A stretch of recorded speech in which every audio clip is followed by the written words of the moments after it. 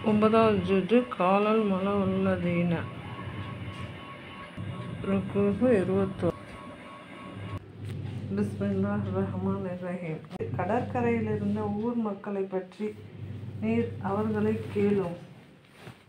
அவர்கள் தடுக்கப்பட்ட சப்து சனிக்கிழமை அன்று வரம்பை மீறி மீன் வேட்டையாடி கொண்டிருந்தார்கள். ஏனென்றால் அவர்களுடைய சனிக்கிழமை அன்று கடல் மீன்கள் அவர்களுக்கு தண்ணீருக்கு மேலே தலைகளை வெளியாக்கி கொண்டு வந்தன.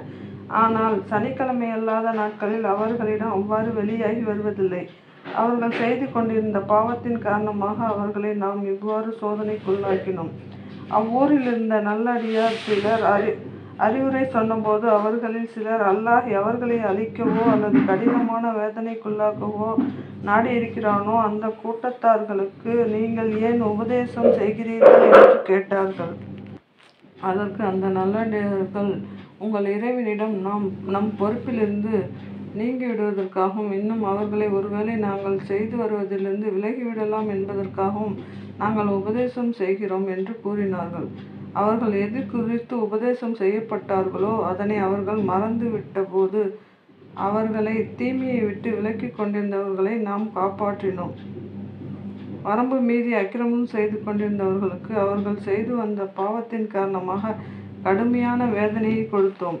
தடுக்கப்பட்டிருந்த வரம்பை அவர்கள் மீறிவிடவே நீங்கள் இழிவடைந்த குரங்குகளாகி விடுங்கள் என்று அவர்களுக்கு நாம் கூறினோம். நபியே, அவர்களுக்கு கொடிய வேதனை கொடுக்கக்கூடியவர்களையே அவர்கள் மீது ஆதிக்கம் செலுத்துமாறு கியாம நாள் வரை நாம் செய்வோம் என்று உங்கள் இறைவன் அறிவித்ததை அவர்களுக்கு நினைவூட்டுவீராக. நிச்சயமாக இறைவன் தண்டனை அளிப்பதில் தீவிரமானவன். ஆனால் நிச்சயமாக அவன் மிகவும் மன்னிப்பவனாகவும் கிருபையாளனாகவும் இருக்கிறான். நிச்சயமாக இறைவன் தண்டனை அளிப்பதில் தீவிரமானவன். ஆனால் நிச்சயமாக அவன் மிக மன்னிப்பவனாகவும் கிருபையாளனாகவும் இருக்கிறான். அவர்களை நாம் பூமியில் பல பிரிவினராக சிதறித் திரியுமாறு ஆக்கிவிட்டோம். அவர்களில்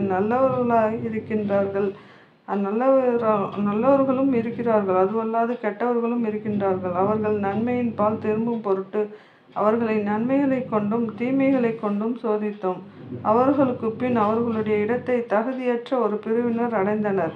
அவர்கள் வேதத்திற்கும் வாரிசுகள் ஆனார்கள். இவ்வுலகின் அற்ப பொருட்களை பெற்றுக்கொண்டு அதற்கு தகுந்தபடி வேதத்தை மாற்றிக்கொண்டார்கள். எங்களுக்கு மன்னிப்பு அளிக்கப்படும் என்று கூறிக்கொள்கிறார்கள். இது போன்று வேறொரு அற்ப பொருள் அவர்களுக்கு வந்துவிட்டால் அதையும் எடுத்துக்கொள்வார்கள். அல்லாஹ்வின் மீது உண்மையை அன்றி வேறு ஒன்றும் கூறலாகாது என்று வேதத்தின் மூலம் அவர்களிடம் உறுதிமொழி வாங்கப்படவில்லையா? இன்னும் அதிலுள்ளவை போதனைகளை அவர்கள் ஓதியும் வருகிறார்கள். அதையெல்லாம் அவர்கள் பொருட்படுத்துவதில்லை. பயபக்தி உடையவர்களுக்கு மறுமையின் வீடே மேலானதாகும். நீங்கள் நல்ல விதமாக அறிந்து கொள்ள வேண்டாமா? எவர்கள் வேதத்தை உறுதியாக பற்றி பிடித்து கொண்டு தொழுகையையும் நிலைநிறுத்துகிறார்களோ அத்தகைய நல்லோர்களின் கூலியை நாம் நிச்சயமாக வீணாக்க மாட்டோம். நாம் சினாய் மலையை அவர்களுக்கு மேல் முகட்டை போல் உயர்த்தினோம். அப்போது அவர்கள் அது தங்கள் மீது விழுந்து விடுமோ என்று எண்ணிய போது நாம் அவர்களை நோக்கி, நாம் உங்களுக்கு கொடுத்த வேதத்தை பலமாக பிடித்து கொள்ளுங்கள், அதில் உள்ளவற்றை சிந்தியுங்கள், நீங்கள் பயபக்தியுடையோர் ஆகலாம் என்று கூறினோம். ருக்கு 22. இறைவன் ஆதமுடைய மக்களின் முதுகுகளிலிருந்து அவர்களுடைய சந்ததிகளை வெளியாக்கி அவர்களை தங்களுக்கே சாட்சியாக வைத்து, நான் உங்களுடைய இறைவன் அல்லவா என்று கேட்டதற்கு அவர்கள், மெய்தான், நாங்கள் சாட்சி கூறுகிறோம் என்று கூறியதை அவர்களுக்கு நினைவூட்டுவீராக. ஏனெனில் இது நினைவூட்டப்படாததனால் நிச்சயமாக இதனை மறந்துவிட்டு பாராமுகமாக இருந்துவிட்டோம் என்று மறுமை நாளில் நீங்கள் யாருமே சொல்லாதிருக்கவும், அல்லது இணை வைத்தவர்கள் எல்லாம் எங்களுக்கு முன் இருந்த எங்கள் மூதாதையர்களே, நாங்களோ அவர்களுக்கு பின் வந்த அவர்களுடைய சந்ததிகள், அந்த வழிகட்டோரின் செயலுக்காக நீ எங்களை அழித்து விடலாமா என்று கூறாதிருக்கவுமே இதனை நினைவூட்டுகிறோம் என்று நபியே நீர் கூறுவீராக. அவர்கள் பாவங்களிலிருந்து விடுபட்டு நம்மிடம் திரும்புவதற்காக நாம் நம் வசனங்களை இவ்வாறு விளக்கி கூறினோம். நபியே, நீர் அவர்களுக்கு ஒரு மனிதனுடைய வரலாற்றை ஓது காட்டுவீராக. அவனுக்கு நாம் நம் அத்தாட்சிகளை கொடுத்திருந்தோம். எனினும் அவன் அவற்றை விட்டு முற்றிலும் நழுவிவிட்டான். அப்போது அவனை சைத்தான் பின்தொடர்ந்தான். அதனால் அவன் வழி தவறியவர்களில் ஒருவனாகி விட்டான். நாம் நாடியிருந்தால் நம் அத்தாட்சிகளை கொண்டு அவனை உயர்த்தி இருப்போம். எனினும் அவன் இவ்வுலக வாழ்வையே சதமென மதித்து தன்னுடைய இச்சைகளையே பின்பற்றினான். அவனுக்கு உதாரணம் நாயை போன்று அதை நீர் விரட்டினாலும் நாக்கை தொங்க விடுகிறது, அல்லது அதை நீர் விட்டு விட்டாலும் நாக்கை தொங்க விடுகிறது. இதுவே நம் வசனங்களை பொய்யென கூறும் கூட்டத்தாருக்கு உதாரணமாகும். ஆகவே அவர்கள் சிந்தித்து நல்லுணர்வு பெறும் பொருட்டு இத்தகைய வரலாறுகளை கூறுவீராக. நம்முடைய வசனங்களை பொய்யென கூறிய மக்களின் உதாரணம் மிகவும் கெட்டதாகும். அவர்கள் தமக்கு தாமே தீங்கிழைத்து கொண்டார்கள். அல்லாஹ் எவருக்கு நேர்வழி காட்டுகின்றானோ அவர் நேர்வழியை அடைந்தவர் ஆவார். யாரை தவறான வழியில் விட்டுவிட்டானோ அவர்கள் முற்றிலும் நஷ்டமடைந்தவர்களே. நிச்சயமாக நாம் ஜின்களிலிருந்தும் மனிதர்களிலிருந்தும் அநேகரை நரகத்திற்கென்றே படைத்துள்ளோம். அவர்களுக்கு இருதயங்கள் இருக்கின்றன, ஆனால் அவற்றை கொண்டு அவர்கள் நல்லுணர்வு பெற மாட்டார்கள். அவர்களுக்கு கண்கள் உண்டு, ஆனால் அவற்றை கொண்டு அவர்கள் இறைவனின் அத்தாட்சிகளை பார்ப்பதில்லை. அவர்களுக்கு காதுகள் உண்டு, ஆனால் அவற்றை கொண்டு அவர்கள் நற்போதனையை கேட்க மாட்டார்கள். இத்தகையோர் கால்நடைகளை போன்றவர்கள் இல்லை, அவற்றை விடவும் வழிகேடர்கள். இவர்கள்தாம் நம் வசனங்களை அலட்சியம் செய்தவர்களாவார்கள். அல்லாஹ்வுக்கு அழகிய திருநாமங்கள் இருக்கின்றன, அவற்றை கொண்டே நீங்கள் அவனை பிரார்த்தியுங்கள். அவனுடைய திருநாமங்களை தவறாக பயன்படுத்துபவர்களை புறக்கணித்து விட்டுவிடுங்கள். அவர்களுடைய செயல்களுக்காக அவர்கள் தக்க கூலி கொடுக்கப்படுவார்கள். நாம் படைத்தவர்களில் ஒரு கூட்டத்தார் இருக்கிறார்கள், அவர்கள் சத்திய வழியை காட்டுகிறார்கள், அதை கொண்டு நீதியும் செலுத்துகிறார்கள். ருக்கு 23. எவர் நம் வசனங்களை பொய்யென கூறுகிறார்களோ அவரை படிப்படியாக அவர்கள் அறியாத வண்ணம் பிடிப்போம். இவ்வுலகில் நான் அவர்களுக்கு அவகாசம் கொடுக்கின்றேன். நிச்சயமாக எனது திட்டம் மிகவும் உறுதியானது. அவர்கள் சிந்திக்கவில்லையா? நம் தூதராகிய அவர்களுடைய தோழருக்கு எந்தவித பைத்தியமும் இல்லை. அவர் பகிரங்கமாக அச்சமூட்டி எச்சரிக்கை செய்பவரே என்று வேறில்லை. வானங்கள் பூமி இவற்றின் ஆட்சியையும் அல்லாஹ் படைத்திருக்கும் மற்ற பொருள்களையும் அவர்கள் நோட்டமிடவில்லையா? அவர்களுடைய மரண தவணை நெருங்கிக் இருக்கக்கூடும் என்பதையும் அவர்கள் சிந்திக்கவில்லையா? இதற்கு பின்னர் எந்த விஷயத்தை தான் அவர்கள் ஈமான் கொள்ளப் போகிறார்கள்? எவர்களை அல்லாஹ் தவறான வழியில் விட்டுவிடுகிறானோ அவர்களை நேரான வழியில் செலுத்த எவராலும் முடியாது. அவன் அவர்களை தவறான வழியிலேயே தட்டழியுமாறு விடுகிறான். அவர்கள் உம்மிடம் இறுதி தீர்ப்பு நாள் எப்பொழுது வரும் என்று வினாவுகிறார்கள். நீர் கூறும், அதன் அறிவு என் இறைவனிடத்தில் தான் இருக்கிறது. அது வரும் நேரத்தை அவனைத் தவிர வேறு எவரும் வெளிப்படுத்த இயலாது. அது வானங்களிலும் பூமியிலும் பெரும் வலுவான சம்பவமாக நிகழும்.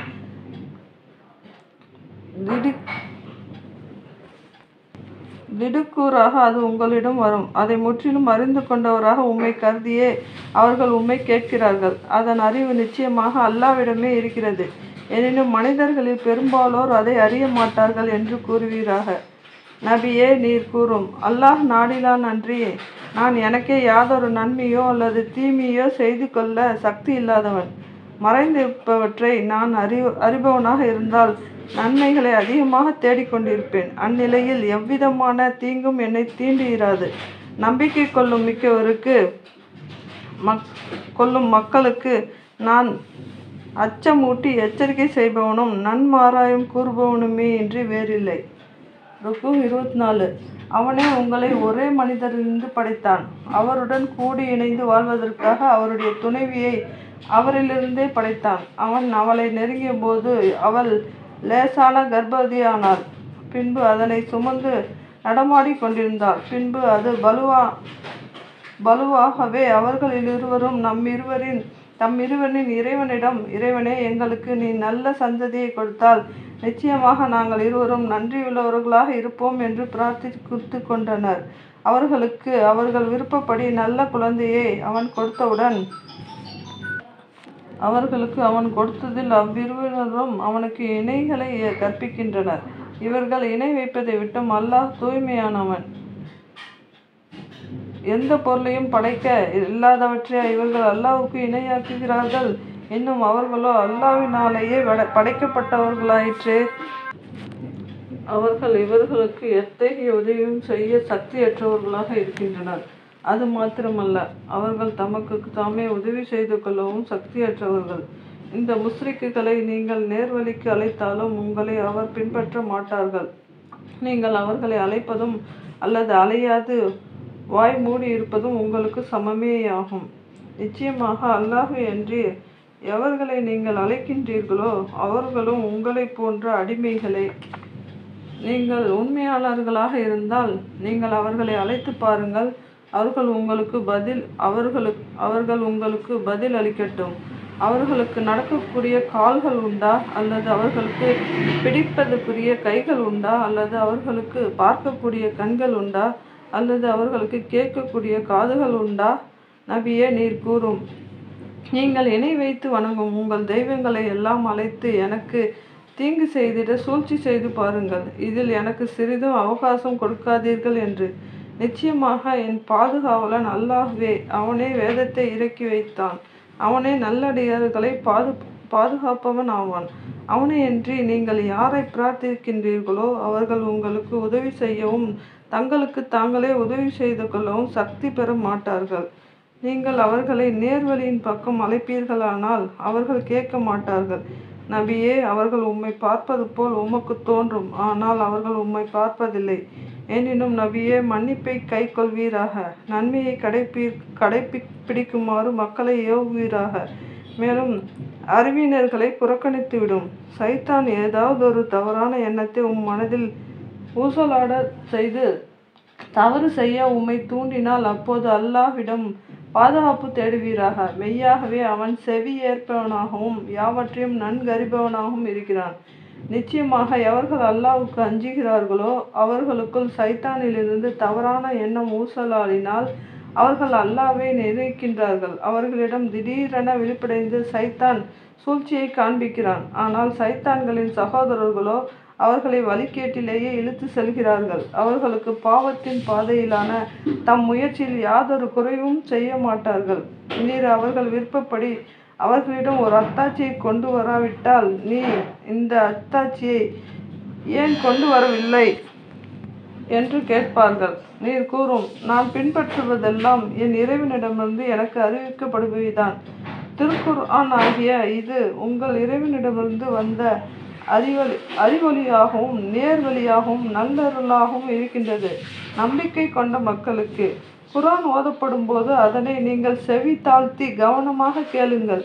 அப்பொழுது நிசப்தமாக இருங்கள். இதனால் நீங்கள் கிருபை செய்யப்படுவீர்கள். நபியே, நீர் மனதிற்குள் மிக்க பணிவோடும் அச்சத்தோடும் மெதுவாக உரத்த சப்தமின்றி காலையிலும் மாலையிலும் இறைவனின் திருநாமத்தை திக்ரு செய்து கொண்டு இருப்பீராக. அவனை மறந்துவிட்டு இருப்போரில் ஒருவராக நீர் இருக்க வேண்டாம். எவர்கள் உமது இறைவனிடத்தில் நெருங்கி இருக்கிறார்களோ அவர்கள் நிச்சயமாக பெருமை எடுத்துக்கொண்டு அவனை வணங்காமல் இருப்பதில்லை. மேலும் அவனுடைய புகழை கூறி துதித்து கொண்டும் அவனுக்கு சிறை வணக்கம் சஜ்தா செய்து கொண்டும் இருக்கின்றனர். அத்தியாயம் 8. சூரத்துல் அன்ஃபால். போரில் கிடைத்த வெற்றி பொருட்கள். ருக்குஹ் 10 வசனங்கள் 75. அளவற்ற அருளாளனும் நிகழற்ற அன்புடையனுமாகிய அல்லாஹ்வின் திருப்பெயரால் துவங்குகிறேன். போரில் கிடைத்த வெற்றி பொருட்கள். அன்ஃபால் களை பற்றி உம்மிடம் அவர்கள் கேட்கிறார்கள். அதற்கு நபியே, நீர் கூறுவீராக, அன்ஃபால் அல்லாஹ்வுக்கும் அவனுடைய தூதருக்கும் சொந்தமானதாகும். ஆகவே அல்லாஹ்வுக்கு அஞ்சிக் கொள்ளுங்கள். உங்களிடையே ஒழுங்குடன் நடந்து கொள்ளுங்கள். நீங்கள் மூமின்களாக இருப்பின் அல்லாஹ்வுக்கும் அவனுடைய தூதருக்கும் கீழ்ப்படியுங்கள். உண்மையான மூமின்கள் யார் என்றால், அல்லாஹ்வின் திருநாமம் அவர்கள் முன் கூறப்பட்டால் அவர்களுடைய இருதயங்கள் பயந்து நடுங்கிவிடும். அவனுடைய வசனங்கள் அவர்களுக்கு ஓதி காண்பிக்கப்பட்டால் அவர்களுடைய ஈமான் பின்னும் அதிகரிக்கும். இன்னும் தம் இறைவனிடமிருந்து அவர்கள் முற்றிலும் நம்பிக்கை வைப்பார்கள். அவர்கள் தொழுகை செல்வத்திலிருந்து நன்கு செலவு செய்வார்கள். இத்தகையவர்கள் தாம் உண்மையான மூமின்கள் ஆவார்கள். அவர்களுடைய இறைவனிடம் அவர்களுக்கு உயர் பதவிகளும் பாவ மன்னிப்பும் சங்கையான உணவும் உண்டு. இத்தகையவர்தாம் உண்மையான மூமின்கள் ஆவார்கள். அவர்களுடைய இறைவனிடம் அவர்களுக்கு உயர் பதவிகளும் பாவ மன்னிப்பும் சங்கையான உணவும் உண்டு. நபியே, இறைவன் உம்மை வீட்டை விட்டு சத்தியத்தை கொண்டு பத்ருகலம் நோக்கி வெளியேற்றிய போது மூமீன்களில் ஒரு பிரிவினர் உம்முடன் வர இணக்கமில்லாத போது வெறுத்து கொண்டிருந்தது போல அவர்களுக்கு தெளிவான பின்னரும் சத்தியத்தில் அவர்கள் உம்முடன் விவாதம் செய்கின்றனர். அவர்கள் பார்த்து கொண்டிருக்கும் போதே யாரோ அவர்களை மரணத்தின்பால் இழுத்து கொண்டு செல்வது போன்று நினைக்கிறார்கள். அபு சுபியான் தலைமையில் வரும் வியாபார கூட்டம், அபு ஜஹலின் தலைமையில் வரும் படையினர் ஆகிய இரு கூட்டங்களில் ஏதேனும் ஒரு கூட்டத்தை வெற்றி கொள்ளும் வாய்ப்பு உங்களுக்கு உண்டு என்று அல்லாஹ் வாக்களித்ததை நினைவு கூறுங்கள். ஆயுதபாணிகளாக இல்லாத வியாபார கூட்டம் கிடைக்க வேண்டுமென நீங்கள் விரும்பினீர்கள். ஆனால் அல்லாஹ் தன் வாக்குகளால் சத்தியத்தை நிலைநாட்டவும் காஃபிர்களை வேறறுக்கவுமே நாடுகிறான். மேலும் குற்றவாளிகள் வேறறுத்த போதிலும் அல்லாஹ் பொய்யை அழித்து ஹக்கை உண்மையை நிலைநாட்டவே நாடுகிறான். நினைவு கூறுங்கள், உங்களை இரட்சிக்குமாறும் உங்கள் இறைவனின் உதவியை நாடிய போது அணியாக உங்களை பின்பற்றி வரக்கூடிய 1000 மலக்குகளை கொண்டு நிச்சயமாக உங்களுக்கு உதவி புரிவேன் என்றும் இறைவன் உங்களுக்கு பதிலளித்தான். உங்கள் இருதயங்கள் திருப்தி அடைவதற்காகவும் ஒரு நன்மாராயமாகவும் இந்த வெற்றியை அல்லாஹ் ஆக்கினான். அல்லாஹ்விடமிருந்தே தவிர உதவி இல்லை. நிச்சயமாக அல்லாஹ் மிகைத்தவனாகவும் ஞானமுடையவனாகவும் இருக்கிறான். ருக்குஹு 2. நினைவு கூறுங்கள், நீங்கள் அமைதி அடைவதற்காக அவன் சிறியதொரு நித்திரை உங்களை பொதிந்து கொள்ளுமாறு செய்தான். இன்னும் உங்களை அதன் மூலம் தூய்மைப்படுத்துவதற்காகவும் சைத்தானின் தீய எண்ணங்களை உங்களை விட்டு நீக்குவதற்காகவும் உங்கள் இருதயங்களை பலப்படுத்தி உங்கள் பாதங்களை உறுதிப்படுத்துவதற்காகவும் அவன் உங்கள் மீது வானிலிருந்து மழை பொழியச் செய்தான். நபியே, இறைவன் மலக்குகளை நோக்கி, நிச்சயமாக நான் உங்களுடன் இருக்கிறேன். ஆகவே நீங்கள் மூமின்களை உறுதிப்படுத்துங்கள். நிராகரிப்போரின் இருதயங்களில் நான் திகிலை உண்டாக்கிவிடுவேன். நீங்கள் அவர்கள் பிடரிகளின் மீது வெட்டுங்கள், அவர்களுடைய விரல் நுனிகளையும் வெட்டிவிடுங்கள் என்று வஹி மூலம் அறிவித்ததை நினைவு கூறும். இதற்கு காரணம், நிச்சயமாக அவர்கள் அல்லாஹ்வுக்கும் அவனுடைய தூதருக்கும் விரோதம் செய்தார்கள். எவர் அல்லாஹ்வுக்கும் அவன் தூதருக்கும் விரோதம் செய்வாரோ நிச்சயமாக அல்லாஹ் கடினமான தண்டனை செய்பவனாக இருக்கிறான். இதை தண்டனையை சுவையுங்கள். நிச்சயமாக காஃபிர்களுக்கு நரக வேதனை உண்டு என்று நிராகரிப்போருக்கு கூறப்படும். நம்பிக்கை கொண்டவர்களே, நீங்கள் நிராகரிப்போரை போரில் ஒன்று திரண்டவர்களாக சந்தித்தால் அவர்களுக்கு புறமுதுகு காட்டாதீர்கள். எதிரிகளை வெட்டுவதற்காகவோ அல்லது தம் கூட்டத்தாருடன் சேர்ந்து கொள்வதற்காகவே அன்றி அந்நாளில் எவரேனும் தம் புறமுதுகை காட்டி திரும்புவாரானால் நிச்சயமாக அவர் அல்லாஹ்வின் கோபத்திற்கு உள்ளாகி விடுவார். அவர் தங்குமிடம் நரகமே, இன்னும் அது மிகவும் கெட்ட தங்குமிடம். பத்ரு போரில் எதிரிகளை வெட்டியவர்கள் நீங்கள் அல்ல, அல்லாஹ்தான் அவர்களை வெட்டினான். பகைவர்கள் மீது மண்ணை நீர் எறிந்தபோது அதனை நீர் எறியவில்லை, அல்லாஹ்தான் எறிந்தான். மூமின்களை அழகான முறையில் சோதிப்பதற்காகவே அல்லாஹ் இவ்வாறு செய்தான். நிச்சயமாக அல்லாஹ் எல்லாவற்றையும் செவியேற்பவனாகவும் எல்லாம் அறிபவனாகவும் இருக்கிறான்.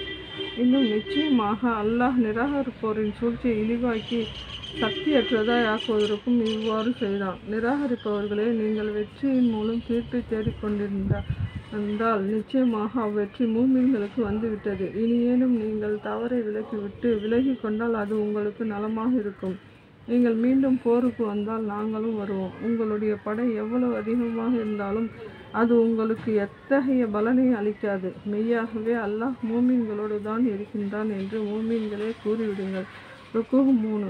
மூமின்களே, நீங்கள் அல்லாஹ்வுக்கும் அவனுடைய தூதருக்கும் கீழ்ப்படியுங்கள். நீங்கள் கேட்டு கொண்டிருக்கும் நிலையிலேயே அவரை புறக்கணிக்காதீர்கள்.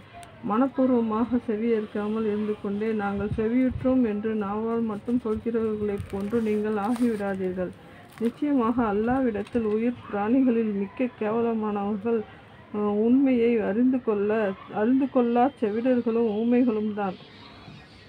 அவர்களிடத்தில் ஏதேனும் நன்மை உண்டு என அல்லாஹ் அறிந்திருந்தால் அவன் அவர்களை செவியேற்குமாறு செய்திருப்பான். அவர்கள் இருக்கும் நிலையில் அவன் அவர்களை செவியேற்க செய்தாலும் அவர்கள் புறக்கணித்து மாறியிருப்பார்கள். ஈமான் கொண்டவர்களே, அல்லாஹ்வும் அவன் தூதரும் உங்களுக்கு உயிர் அளிக்கக்கூடிய காரியத்தின்பால் அழைத்தால் நீங்கள் அவர்களுக்கு பதிலளியுங்கள்.